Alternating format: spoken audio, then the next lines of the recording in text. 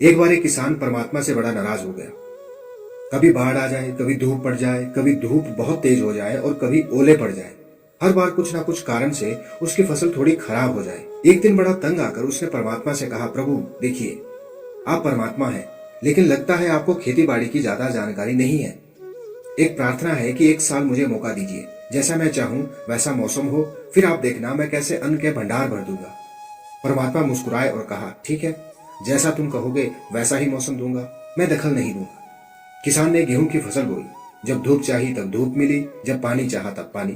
तेज धूप, ओले, बाढ़, आंधी तो उसने आने ही नहीं दी।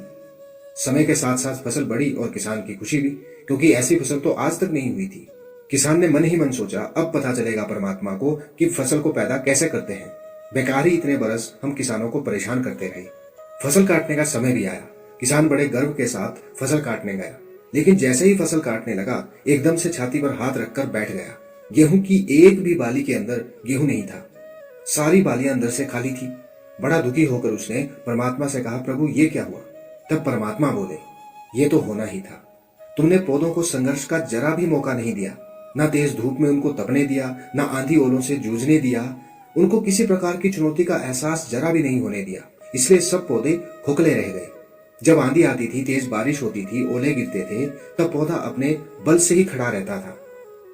वो अपना अस्तित्व बचाने का संघर्ष करता था, और इस संघर्ष से जो बल पैदा होता था वही उसे शक्ति देता था, ऊर्जा देता था, उसकी जीव कटता को उभारता था।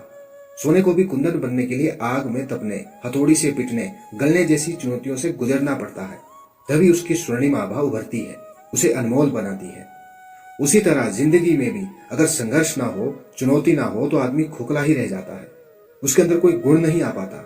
ये चुनौतियां ही है जो आदमी रूपी तलवार को धार देती है, उसे सशक्त और प्रखर बनाती है। अगर प्रतिभाशाली बनना है तो चुनौतियों को स्वीकार करना ही पड़ेगा, अन्यथा हम खोखले ही रह जाएंगे। अगर जिंदगी में प्रखर बनना है, प्रतिभाशाली बनना है, तो संघर्ष और चुनौतियों का सामना तो करना ही पड़ेगा।